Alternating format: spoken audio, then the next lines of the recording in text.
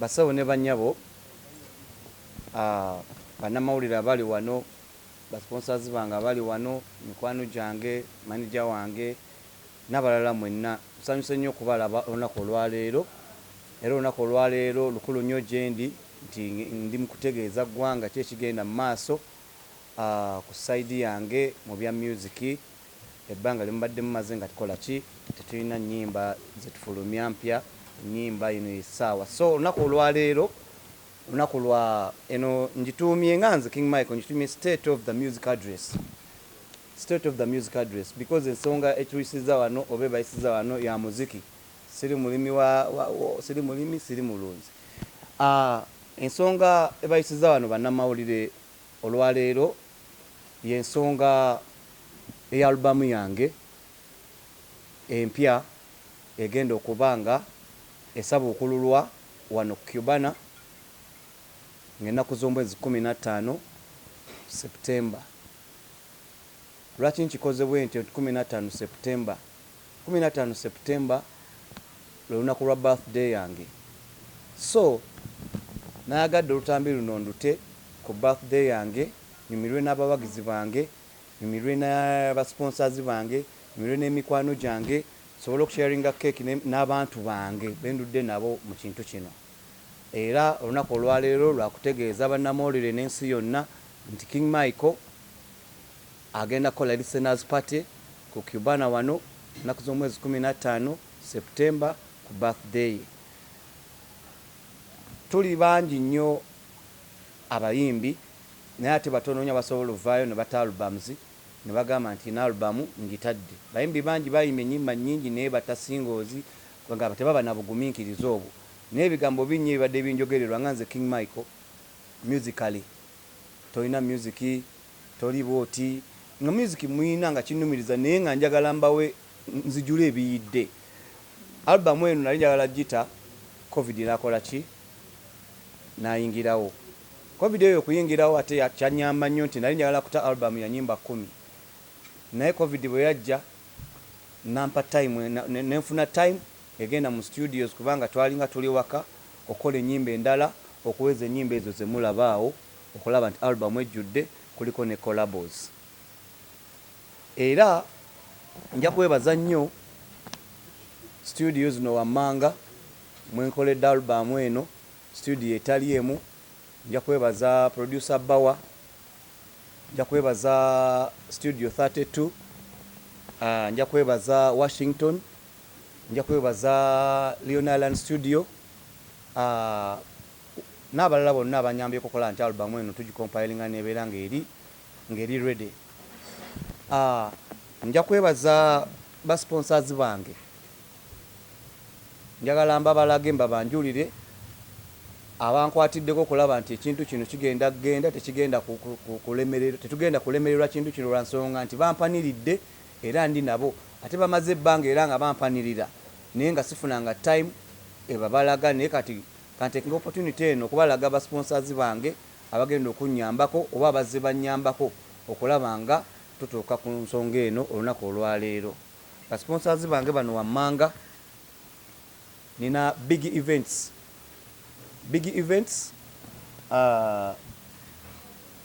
omukyalo ono ne manager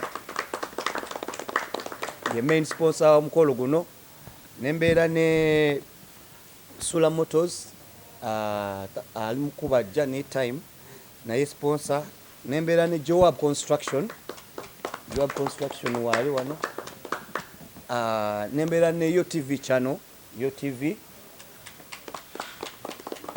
waali wano omukulu wa YoTV, nembeera ne Shaki 7 representative ono wa Shaki 7 naye ajja kuba abannyonnyola.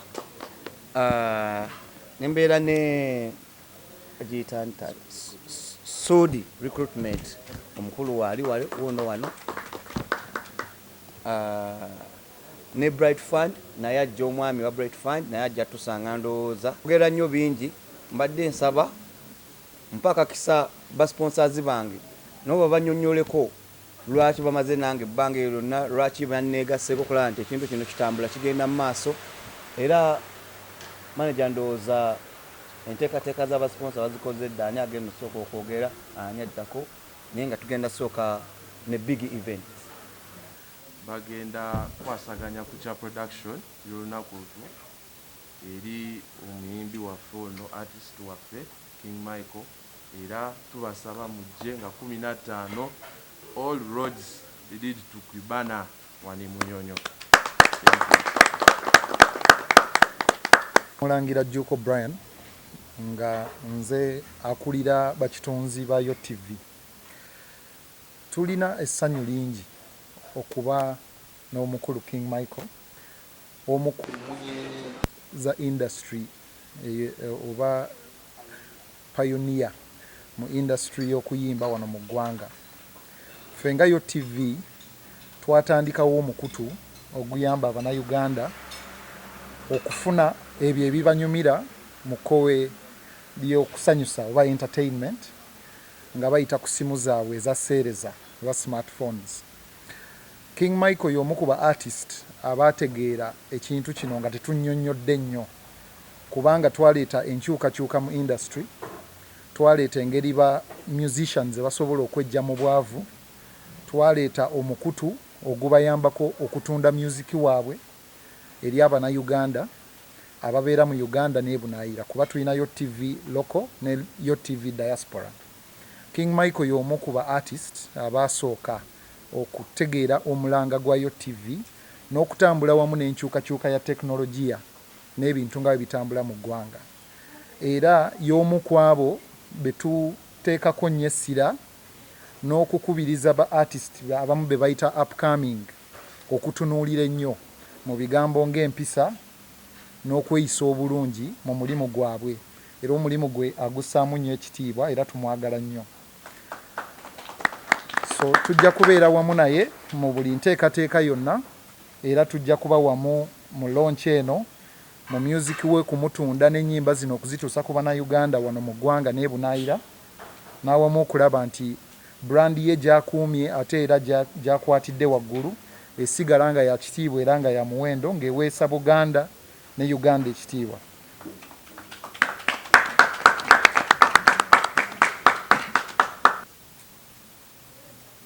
Thank you so much all my sponsors. Mwebale nnyo mwebalire ddala okulaba nti mumbeererawo. Ndi musanyufu nnyo okulaba nti tukyali ffenna tukyagenda mu maaso na buli kimu neyanzege ba sponsors bange.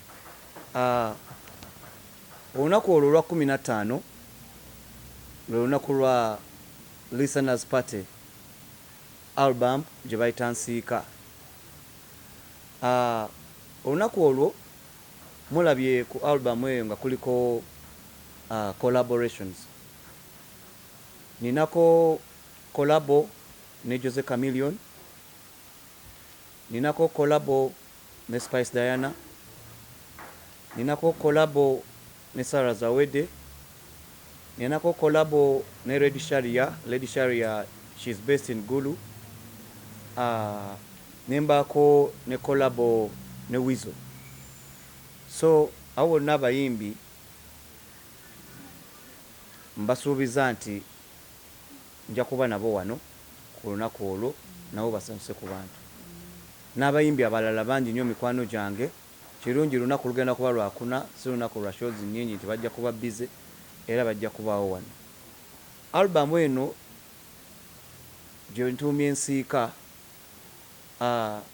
ye album egenda okuba nti enyumira abawagizi bange. Lwaki? Lwa nsonga nti kuliko ennyimba ezibuulirira, kuliko ennyimba ez'okudigida, kuliko ennyimba kwegamba ennyimba zonna ez'ekikaku eziri, kuliko reggae, kuliko dancehall, kuliko afro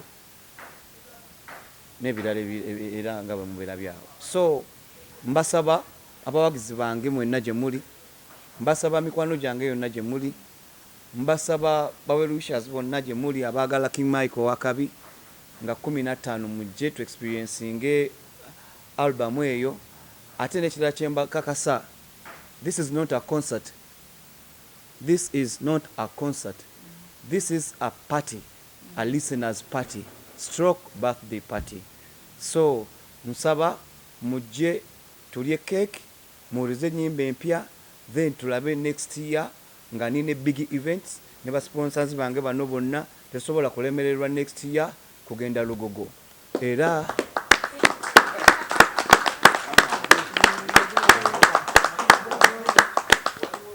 nga ndi ne ba sponsors bange bano bemulaba n'abalala abakyajja tetusobola kulemererwa kugenda Lugogo ekyo nkibagambye yeah.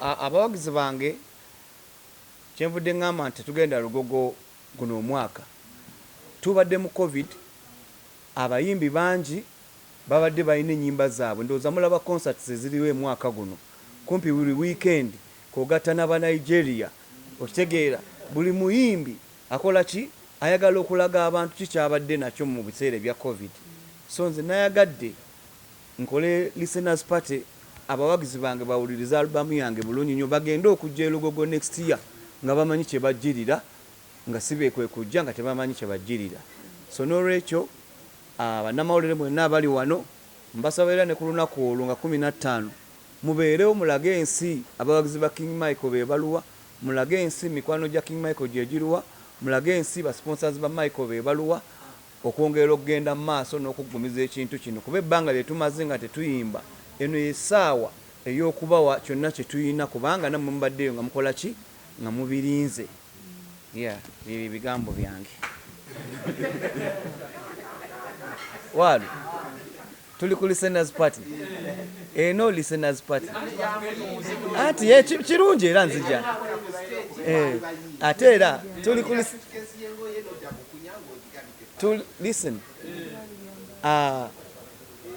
ebyo byali mbalala era kirungi mwabitegeera temwabitegeera twali mbalala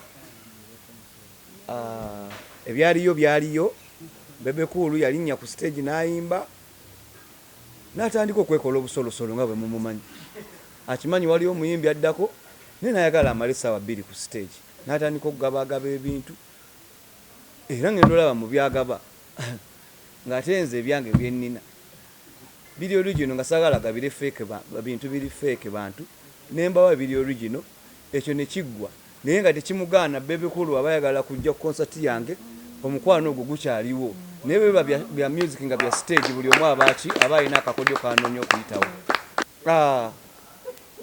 albamu eno ekyagintumisiza nsiika kwe kuba nti ffe tuyimba nga tuli mu studio nga tetumanyi mwe bakonsuma ba music abali eyo luyimba kiri mugendo tuyitibya luyimba kiri mugendo kwagala okusinga endala so albamu eno nasooka ninjagala njitume nkuswama ninjagala njitume byaddala nensiika naalya mu nnyimba zonna akendo nti nsiika buli muntu gwe yapointingangamu nsiika lwe luyimba olwa rege nze ndwawo nnyo okuyimba rege naye lwe luyimba lwange olwa rege ate abantu lwe balonzeeyo nti balwagala nnyo so n'olwekyo oluyimba oluba lusinga mu nnyimba zo ng'abantu lwe basonzeemu olugalo lwe luyimba lw'okulembezanga album title endala ne zigoberera